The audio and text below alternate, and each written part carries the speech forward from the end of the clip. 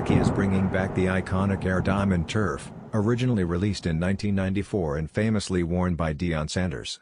This retro release stays true to its OG roots, featuring the classic white, black, gold, and mystic teal colorway. It also brings back signature design details like the patterned neoprene tongue, dual sport logo on the tongue, and the heel pull tab logo that combines a home plate and football uprights. While the Diamond Turf was last retroed in 2017 and earlier in 2010, those versions lacked the authentic branding due to Sanders not being officially signed with Nike at the time. Now, with the partnership fully restored, Nike is honoring the original design. A fan favorite among 90s sneaker enthusiasts, the Diamond Turf continues to make waves, following recent drops like the Ravens edition and a special PE-style version created for Deion Sanders Jr. This return is a true celebration of a cross-sport sneaker icon.